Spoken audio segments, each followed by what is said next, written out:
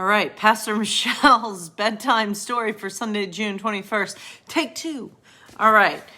Although I just held up 4 fingers, not 2. So I do hope everyone is doing well. Tonight is Sunday, June 21st. I do hope everyone has had a good Father's Day. Happy Father's Day to all those who are fathers, to all those who are father figures, and father figures of all genders and all shapes and sizes. And so, happy Father's Day. And so today, since it is Sunday, as you know, Sundays are the nights that we have a double feature for the bedtime stories. We will feature a Bible story because this is going to be going on to our church's Facebook page. I can't remember how to share it. Anyway, I'll be sharing this to our family Facebook page later on. And as a reminder for all those who are church folks, we are making a video that's going to be shown next Sunday during our worship service, during the children's moment. And in that video, we're featuring pictures of our church family supporting Pride, either wearing rainbow colors or making a rainbow with household items or things around the house.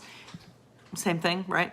But I'm gathering pictures. So if you want to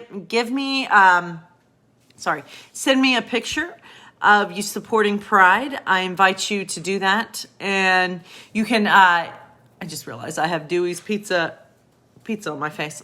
I'm sorry. You can send me those, these are live, my friends, live videos. You get to see the real me. All right. Anyway, back to that.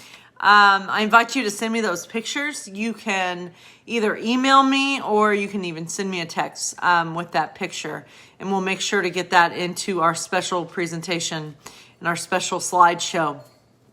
And so I'm excited for that.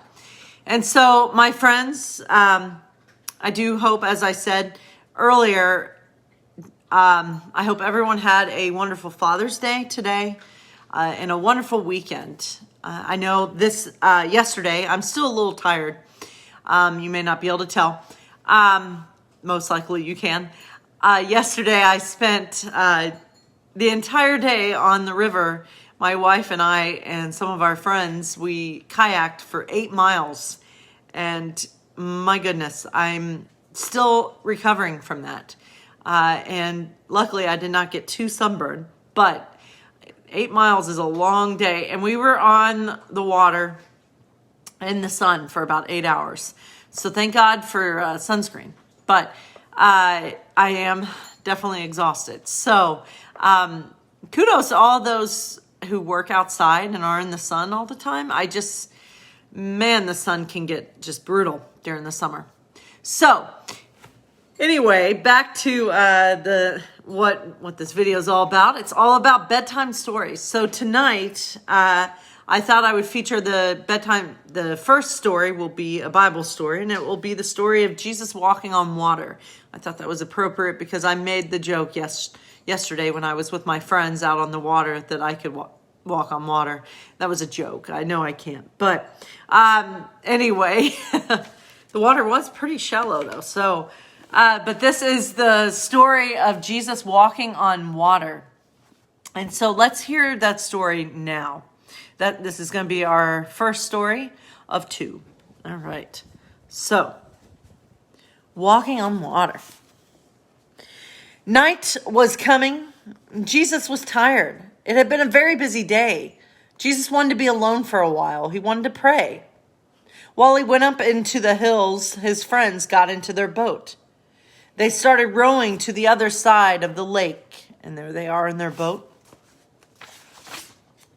The wind was blowing against them. It pushed their boat back. Jesus saw that they were having a hard time rowing, so he came to them walking on the water. When they saw him, they were scared. They did not know it was Jesus. And Jesus knew they were scared. "Do not be afraid," he said. "It is I." Peter wanted to make sure this was true. "If it's really you," he said, "tell me to come to you on the water." "Well, come on," said Jesus. So Peter got out of the water, Step, step, step. He began to walk on the water too, but then he felt the strong wind. He looked at the waves and he began to sink. Jesus, save me, he cried.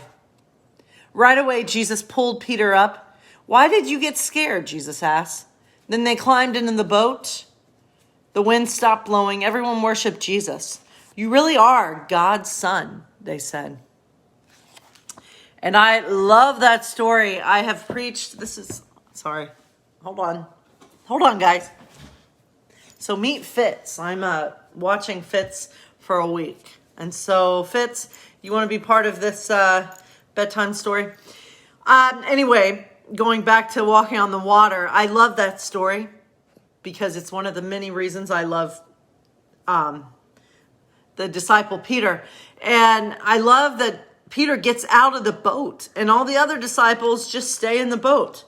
And growing up, I always heard sermons about how Peter got afraid, but I think Peter's one of the bravest of the disciples. I mean, he had the nerve and the courage to go out on the water and try to walk on water. And so, and he was able to for that brief second. So I think there's a lot that we can learn from that story. So I'm not going to preach though. I'm not going to give you a sermon. I've actually preached a sermon on that text and it was all about Walker. Yeah, I can't remember exactly. I just remember it was centered around the show Walking Dead. So let's get back to our second bedtime story tonight. And our second bedtime story is a Disney story. So there will be no walking on water in this story, as far as I know. And so the story is around the Disney classic Pinocchio. All right. I know you can't really see that picture. So Fitz, you want to help me? Okay. So Fitz is going to help read this. All right. So one day, Geppetto was in his workshop painting a clock when he got an idea.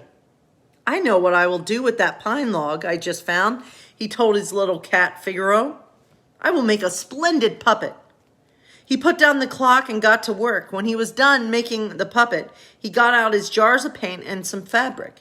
Suddenly, Geppetto heard a noise outside. He went to the window and looked out. He noticed a little girl walking quietly with her mother. Like the other girls, she carried school books under her arm. When a group of girls, I'm going to put her down. When a group of girls skipped by her, she looked at them shyly. That little girl must be new in town. She looks like she could use a friend, Geppetto said. Suddenly, he had an idea. Excuse me, young miss, he called out the window. I wonder if you could lend me a hand. The girl hurried over, tugging her mother after her. Why, an invitation to Geppetto's workshop. How grand. Woo, and that's the dog's toy. As you can see, my friend here needs some eyes, Geppetto said, pointing to the puppet. But I don't know what color her eyes should be. Can you help me? The girl thought hard. Green, she decided. Geppetto picked up his pot of green paint and painted 2 big green eyes onto the wooden face. Now what color do you suppose her hair should be? Geppetto asked. Brown, the little girl said with a smile. Carefully, Geppetto painted brown curls on the puppet's head. She'll need a dress, he said next. What do you think, red, green? The girl looked down at her own blue dress. Blue, she told Geppetto. So Geppetto made a little blue dress for the puppet. Then he added a smiling red mouth to the puppet's face. Now there's just one last thing, Geppetto said. I'm busy in my shop all day long, and I'm afraid this little lady might be lonely. Could you take care of her for me? The girl's face lit up with delight. Thank you, she cried, hugging the puppet in her arms. She carried her out the door. Thank you, the girl's mother said. You know you'd be a wonderful father. Geppetto smiled. If only, he thought. If only. All right. So, well, that's an appropriate story for Father's Day, right? So, I do hope all of you are doing well. And this dog. Sorry. Whoa. All right. Sorry. The dog wants to play. All right. Go get it. All right. But I do hope, sorry, these live videos don't always go off high production value. So I do hope you enjoyed those two stories. And I do hope all of you had a wonderful weekend. I hope you found some time to have joy. And I know I did. Going out kayaking yesterday all day long was exhausting. I'm still exhausted, but it was totally worth it because it was just fun to be out in nature and to be with friends and to laugh. And it's just what I needed. It was just what I needed. So I do hope that all of you are finding things to bring you joy during these days. And I do hope that all of you have a good week. And I want to close by saying my saying that I end all my videos with. I invite us all to increase love and decrease hate. And to do that however you can in this upcoming week. May God's love be with you. And take care, my friends. Much love.